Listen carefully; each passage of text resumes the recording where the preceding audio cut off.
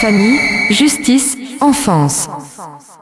Bonjour et bienvenue sur Famille, Justice, Enfance numéro 239 pour cette première émission de l'année 2026. Alors déjà, meilleurs vœux à tous les auditeurs, meilleurs vœux à tous les parents concernés. Dans cette première émission de l'année 2026, nous allons nous placer dans le prolongement de ce que nous avons vu avec David Vincent les 2 dernières semaines, donc sur les réalités de la protection de l'enfance et du placement de l'ASE dans notre beau pays. Mais cette fois-ci, on se place du côté du terrain parce qu'il y a la réalité théorique et la réalité pratique.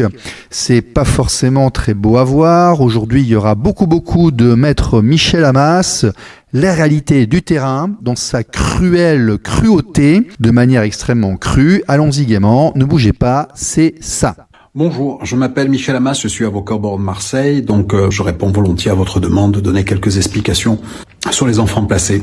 En France, il y a un scandale d'État qui est assez que les gens ne connaissent pas, c'est les placements d'enfants. En France, 400 000 enfants sont visés par l'aide sociale à l'enfance. 400 000, c'est gigantesque. Sur ces 400 000, il y en a 270 000 qui font l'objet d'un placement en famille d'accueil ou en foyer. Ce que personne ne sait, sauf depuis quelques mois où on a tellement milité que l'affaire sort.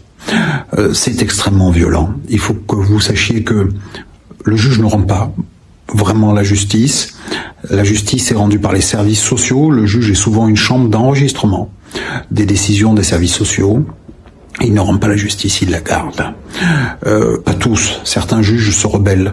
D'habitude, j'explique un peu le fond du truc. Quel est aujourd'hui le problème le plus important que nous avons dans cette matière? C'est la prostitution des mineurs placés. On s'est rendu compte que des enfants, alors pas les enfants voyous, une famille se voit placer son enfant parce qu'elle se sépare dans la douleur, conflit parental, ou parce que la femme est battue, enfant placé, ou parce que il y a un enfant autiste, malade, cancer, ce que vous voulez. Au bout de 10-15 mois, il y a des enfants qui se prostituent partout en France, surtout la ceinture parisienne, Bobigny, Évry, Nanterre, Créteil, Lyon, Marseille. Pourquoi ? Il n'y a aucun contrôle fait par les services sociaux. Les enfants sont livrés à eux-mêmes. En fait, il n'y a pas de garde. Alors, votre enfant est placé parce qu'on pense que vous êtes défaillant, quelle qu'en soit la raison. Il est confié au département. Le seul responsable, c'est le président du département. Et il n'y a aucun suivi. Il n'y a aucun moyen de lutter lorsqu'ils voient arriver les petites jeunes filles avec des talons hauts, avec des jupes courtes, les jeunes filles qui vont consulter le planning familial régulièrement. Il n'y a pas de contrôle. On n'explique pas. L'info ne remonte pas au juge dans des délais raisonnables. Elle remonte pas au service, pas plus. Ils disent que c'est un dommage collatéral, en fait. Et les enfants se prostituent. C'est un problème épineux qu'on vient de dénoncer. Ça, il a fallu militer, comme vous pouvez pas vous imaginer ce qu'on a pu militer pour que ça sorte. Ça commence à sortir un peu. La commission d'enquête de l'Assemblée nationale qu'on a enclenchée, il a fallu se battre pour qu'elle existe, révèle des dysfonctionnements gigantesques, révèle une violence inacceptable, révèle un mal-être des parents, une détresse des enfants, et ça dans le plus grand des silences. Personne ne sait ce qui se passe dans l'aide sociale à l'enfance, il n'y a aucun contrôle, zéro contrôle de cette administration. Voilà le point qui peut être fait aujourd'hui sur cette matière. C'est une matière dans laquelle il faut se battre, dans laquelle vous ne pouvez pas vous défendre seul, sans avocat, vous êtes nus et crus, ils vont vous dévorer. On dévoile aussi l'absence de compétences des gens des services sociaux. En fait, dans ce concert qui est donné par la justice, il y a le juge qui a fait des études longues, l'avocat qui a fait des études longues, le pédopsy qui a fait des études très longues, le psy qui a fait des études longues, le psychologue qui a fait des études longues. Et à côté de ça, il y a l'EduxP qui est formé en 20 mois, 8 mois de stage, 8 mois de formation, et c'est lui qui va impacter le dossier. C'est le moins sachant. Moi, ce que je dis à tout le monde, c'est lorsque vous avez une difficulté avec un enfant, ne jamais contacter les services sociaux. Il faut aller voir un psy privé, un psychologue privé, un pédo privé, allez voir votre médecin, mais il ne faut pas demander de l'aide à l'État. C'est un réel scandale d'État. Il faut dénoncer, il faut vous battre, et dès qu'il y a un souci, il faut prendre conseil. prenez conseil auprès d'un professionnel. Les avocats, on sait faire. J'ai mis en place une méthode pour défendre pour se battre, que j'enseigne partout dans tous les barreaux de France. Là, je vais à Bordeaux, je vais à Nice, à Nîmes, à Avignon, je dois aller à Paris, à Nanterre, me semble-t-il aussi, à Brest. Il faut prendre un avocat. Et il faut une méthode. Si vous ne voyez l'avocat que 2 jours avant l'audience, ou si vous le voyez qu'une fois ou 2 par an, c'est pas suffisant. Il pourra pas vous défendre. Son action sera totalement inefficace, comme du dentifrice sur le cancer du foie. Voilà. Battez-vous et surtout dénoncez ce système qui est injuste. Le problème ici, c'est que les gens sont absolument convaincus que l'institution va les aider, que les juges vont les aider, qu'il y a réellement des autres, des programmes, des organisations qui vont faire en sorte que les choses se passent bien et qui vont aller sauver les gens. Mais la réalité du terrain, en fait, c'est plutôt celle-là. C'est pas du tout comme ça. Je suis avocat en matière de l'enfance placée. Je dénonçais ce que nous avons à subir dans cette matière et notamment le fait que les magistrats ne répondent pas à nos demandes lorsqu'on demande des droits pour les parents. Dans un dossier à Évry, j'ai une situation catastrophique. Les enfants sont placés parce qu'il y a des violences, il y a 4 ans. Il y a une petite fille de 13 ans qui fume, qui se drogue, qui fugue, qui se prostitue depuis le placement, qui a été séquestrée, elle habite Évry, elle a été séquestrée à Toulon pendant plusieurs semaines par un réseau de prostitution. On l'a récupérée. Entre-temps, on n'a pas présenté une dernière fois l'enfant au père alors qu'il avait un droit de visite. Le père s'est suicidé. Donc, on est au hype de l'échec de la mesure. J'écris depuis plus de 2 ans à un magistrat en disant « Fixez les audiences, voyons-nous, faisons des choses ensemble, tentons de travailler ». Je dis publiquement depuis des mois que les juges ne répondent pas. Hier, nous sommes venus dans une audience. Le magistrat a dit que je lui ai jamais écrit.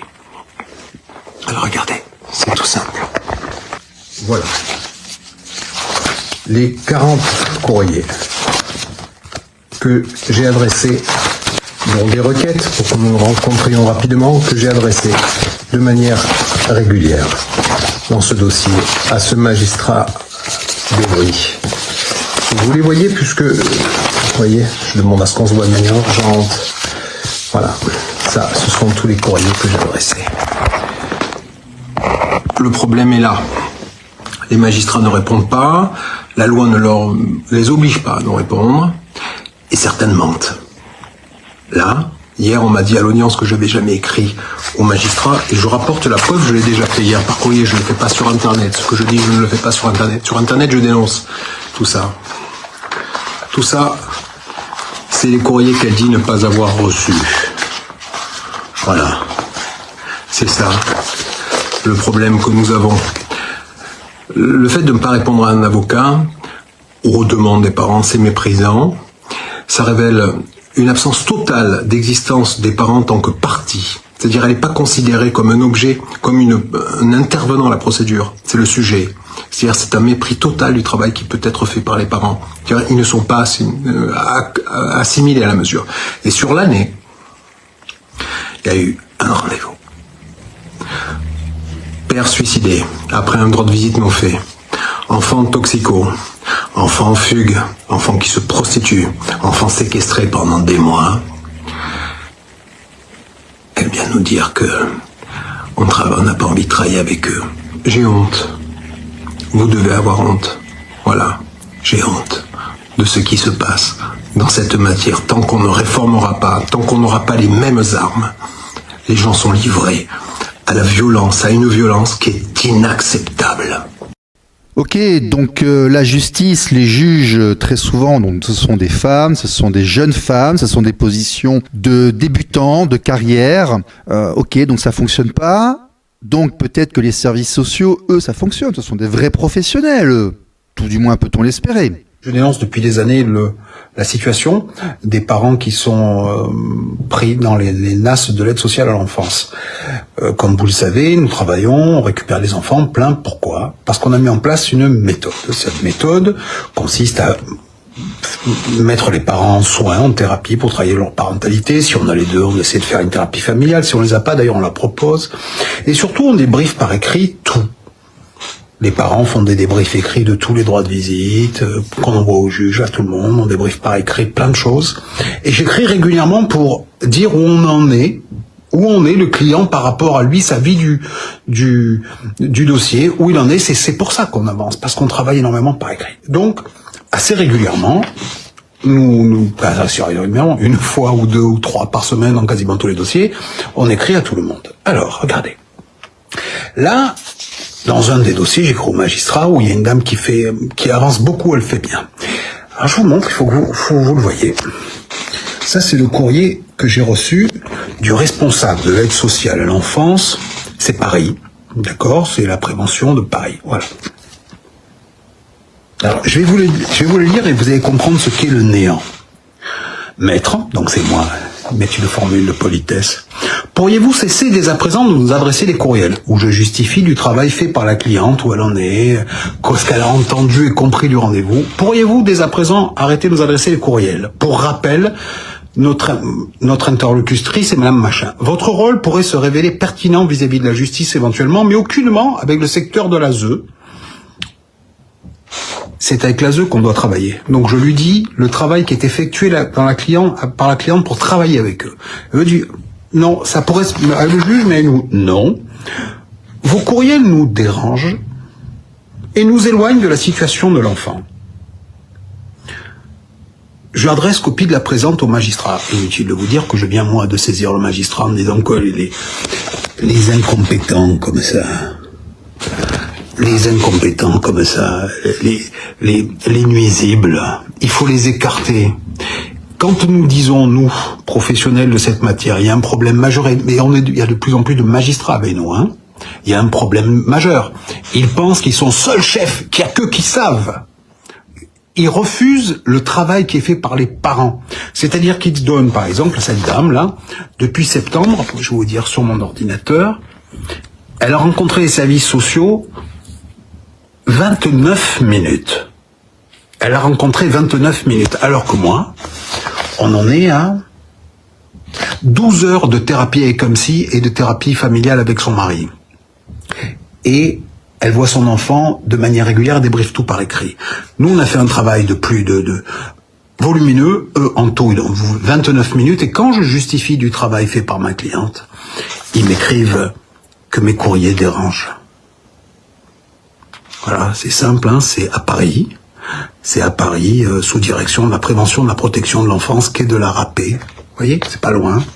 C'est ça que nous vivons dans cette matière, c'est ça qui est inacceptable, et c'est contre ça que vous devez enfin peut-être gueuler et nous aider dans le combat que nous menons. En fait, la situation est telle qu'il faut faire attention à ces enfants dès la maternité et dès l'accouchement. Des cas incroyables où on place pour rien. Par exemple, moi je dis aux femmes, quand vous allez accoucher, ne restez jamais seul dans votre chambre d'hôpital. Venez avec un parent, parce que il y a plein de femmes qui font des postpartum, qui vont pleurer les 2-3 premiers jours face à ce choc de la maternité, ce qui est vachement balisé. Bon, ça arrive, c'est pas grave, il y a rien de dangereux. Et moi, j'ai un nombre de dossiers gigantesques où la femme est seule à l'hôpital parce que le mari travaille ailleurs, parce que les circonstances de la vie vont faire qu'elle va accoucher toute seule, elle va être déprimée suite à l'accouchement, elle va pleurer, les services sociaux vont signaler qu'elle est en dépression et on va lui prendre l'enfant alors qu'elle a jamais dormi avec. Par contre, après, bien sûr, bien évidemment, c'est la faute de personne, hein, surtout lorsqu'on se rend compte que tout le monde a fait n'importe quoi durant des années. Je dénonce le scandale de l'aide sociale à l'enfance, le scandale de ce que font les juges pour enfants, le scandale de ces gens qui brisent la vie des familles. À Évreux, on a atteint le sommet de ce que j'ai vu depuis 5 ans. Pourtant, je dénonce et j'y vais avec souvent beaucoup de courage et de souffrance. À Évreux, il y a un enfant qui naît. Au bout de quinzaine de jours, on se rend compte qu'il a été frappé ou qu'il a des fractures. L'enfant est placé, ce qui est normal, pour mener une enquête. Les services sociaux immédiatement sucrent tous les droits des parents. C'est-à-dire que ces gens ne voient quasiment pas leur enfant. Quasiment jamais. Le temps que ça a duré, c'est 7 ans. 7 années. Pendant 7 années, ils n'ont pas vu leur gamin. À tel point qu'aujourd'hui, le gamin, il dit « je veux pas les voir ». parce qu'ils m'ont frappé. C'est important de savoir que cet enfant peut avoir aucun souvenir de sa vie quand il avait quelques mois, hein, c'est pas possible. Donc les services sociaux ont fait grandir cet enfant en disant tu es placé parce que tes parents t'ont frappé. Hier, en correctionnel à Évreux, le dossier correctionnel a été plaidé par mon confrère Gégère. Il a fait relaxer les parents, c'est-à-dire que la justice française vient de dire que ces gens-là n'ont jamais frappé l'enfant. C'est ça qui vient d'être dit. C'est-à-dire que cet enfant, il est placé depuis 7 ans pour rien. On a totalement détruit cette famille, parce qu'il y a une petite sœur aussi qui ne voit pas ses parents, qui ne veut pas les voir parce qu'il a frappé son petit frère. Ces 2 enfants ne voient plus leurs parents depuis 7 ans, ne veulent plus les voir parce qu'ils ont grandi en pensant qu'ils avaient été frappés par ces 2 parents, qui sont des gens adorables. Aujourd'hui, la justice a été rendue, ces 2 enfants ont été placés pour rien. Maintenant, la peur va changer de camp. On va aller chercher les responsabilités. Alors on n'ira pas faire ce que le droit indique. Il faut poursuivre l'État. On s'en fout de poursuivre l'État pour avoir une condamnation dans 5 ans, pour aller à la Cour européenne des droits de l'homme dans 8 ans, et qu'on fasse condamner la France pour traitement malveillant. On va pas faire ça. On va poursuivre les 3 juges qui se sont succédés personnellement, qui ont renouvelé sans jamais entretenir le lien avec l'enfant. On va poursuivre l'intégralité nommément de tous ces gens des services sociaux qui, encore à l'audience, il y a une semaine, disaient il ne faut pas de droit de visite parce qu'ils ont frappé l'enfant. Ces gens-là ont consacré un principe juridique qui n'existe pas en France, le principe de il n'y a pas de fumée sans feu. C'est un pur scandale. On va y aller à la hache. On va y aller à la hache. C'est inacceptable. La justice qui a été rendue hier rapporte la preuve du fait que ces gens, on n'aurait jamais dû placer leur enfant. Maintenant, il va falloir rendre des comptes. L'heure de rendre les comptes est venue. Tiens, d'ailleurs, j'en profite pour dire qu'il faudra faire écouter ce passage à toutes les personnes qui disent que l'aliénation parentale n'existe pas et donc un enfant ne peut pas être manipulé. Nous avons très clairement ici fabrication de faux souvenirs. À force de répéter quelque chose à un enfant en bas âge, l'enfant en devient persuadé et on l'endommage pour sa vie. C'est ça la manipulation, c'est ça l'aliénation. Ça se fait dans les sectes, ça se fait dans l'éducation et ça peut se faire aussi par un parent malveillant. Voilà. Donc en fait, nous sommes tous face à un scandale gigantesque, mais bien sûr, bien évidemment, il y a des priorités statistiques, il y a des priorités émotionnelles et d'actualité. Je tiens à pousser un coup de gueule, je suis fou de rage. Depuis 4 jours, on ne parle que de 2 choses en France. De Pierre-Jean Chalençon et de ses propos inqualifiables, et des poupées en plastique, Shane, qui seraient achetées par des pédophiles. Mais comment c'est possible de parler de ça? Il y a 20 000 enfants qui se prostituent en France à partir des foyers. 20 000 enfants qui sont livrés tous les jours à des réseaux de pédophiles qui les utilisent, qui les mettent sous pression, qui ont une emprise terrible sur les enfants, qui se prostituent parce qu'elles sont menacées, parce qu'elles prennent des coups, parce qu'elles sont sous l'emprise de la drogue. Et nous, la seule chose dont on parle en France, c'est de ces poupées en plastique. On a dû en vendre 16. Avec les 20 000 enfants placés qui se prostituent, on peut remplir Bercy et on va parler que de la poupée Chain. On essaie par tous les moyens de toucher la presse et tous les journaux ouvrent sur la poupée Chain en plastique. On a dû en vendre 16, mais c'est une honte, c'est un scandale d'État. La France entière est un pays qui se tait face à la pédophilie. Les pédophiles passent en CRPC, c'est-à-dire que ceux qui consomment les enfants placés vont passer en CRPC. C'est le cas Albi, c'est le cas à Montpellier. On va mettre en prison le MAC, mais ceux qui ont des rapports sexuels tarifés avec des enfants, ils passent en CRPC. Et on va parler des poupées en plastique. C'est une honte, c'est un scandale d'État. En fait, nous sommes dans une époque d'effondrement et de désagrégation de tous les services publics, civils, justice et autres. Alors les gens disent on protège pas contre l'inceste, on protège pas contre ci, on protège pas contre ça. Moi je vais vous dire, on protège contre rien du tout. Sincèrement, si l'un d'entre vous a déjà porté une plainte au tribunal et a eu une réponse dans les semaines qui ont suivi et a véritablement obtenu quelque chose durant les 5 ou 10 dernières années, contactez-nous et dites-le nous parce que nous, à part des choses un peu médiatiques ou un peu politiques, on voit pas passer grand-chose et que ça concerne les enfants, les voisins, les coups et blessures et tout. Nous, on voit pas du tout. Hein. Donc, quand ça se passe pas bien et que plus rien fonctionne, le système se pervertit, l'environnement se pervertit, et après, il se passe ça. La France est un pays de pédocriminalité et il n'y a aucune politique en France de lutte contre ces réseaux. À Montpellier, j'ai une maman d'un enfant de 13 ans. L'enfant a été pris dans un réseau de pédophilie. Elle a été amenée se prostituer à Paris à 13 ans. Elle a été vendue par le réseau parisien à un autre réseau à Beauvais. La mère a réussi à récupérer l'enfant, a déposé plainte à Paris contre la mère Macrel, ceux qui l'ont vendu, ceux qui disent qu'il maintenant elle doit de l'argent. Ils ont tous été libérés immédiatement. L'enfant est revenu à Montpellier. Elle a redéposé plainte à Montpellier. On l'a à nouveau enlevée pour qu'elle paye sa dette de 6 000 €. C'est un enfant, ça vaut 6 000 € dans ce réseau. Elle est repartie à Paris. La mère a récupéré l'enfant une deuxième fois. Elle l'a ramené à Montpellier. Elle arrive à Montpellier. Elle va déposer plainte. On a l'adresse de chacun de la mère Macrel, de ceux qui la vendent. C'est un réseau Snapchat. Au moment où je vous parle, je sais les tarifs pour cet enfant et je peux géolocaliser toutes ces personnes que l'on connaît nommément au mètre près. Il ne se passe strictement rien. Ces gens ne sont pas arrêtés. Ces gens ne sont pas mis en détention.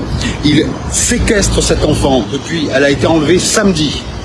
Ils la séquestrent depuis samedi. Il ne se passe rien. Tout le monde sait où elle est. Il n'y a aucune politique globale des parquets en France de lutte contre les réseaux de pédocriminalité qui pourrissent notre État. C'est 20 000 enfants qui se prostituent. 20 000 enfants. Ce matin, sur toutes les radios de France, on parle des 2 000 enfants qui sont dans la rue. Il y en a 20 000 qui sont livrés par notre pays à des réseaux de prostitution et on ne fait strictement rien. Il n'y a aucune politique globale de lutte contre les réseaux de pédocriminalité en France. Alors qu'est-ce qu'il faut faire ? Peut-être taper là où on peut, par exemple un magistrat qui fait pas son boulot, qui fait un abus de pouvoir, on peut l'attaquer directement sur l'article 432.4. Voilà, une personne, une autorité publique qui utilise sa fonction, sa mission pour accomplir arbitrairement un acte attentoire à la liberté individuelle. Il y a le 432.5, quelqu'un qui s'abstient dans ses fonctions, etc., d'y mettre fin, etc. Bon. Donc on peut attaquer directement les magistrats, on peut attaquer directement les sociaux, et on peut aussi attaquer directement les présidents du département. On a un énorme problème avec les petites filles qui se prostituent, les garçons aussi, qui sont placés, quelques mois après ils se prostituent. On essaie par tous les moyens de trouver des solutions, avec les magistrats aussi. On travaille avec les magistrats, avec les psychologues pour essayer d'endiguer ce mal qu'est la prostitution des enfants placés, que le mal qu'est la ZEU aussi. Hein. Nous avons décidé d'engager la responsabilité pour faute des présidents des départements qui, eux seuls, sont responsables.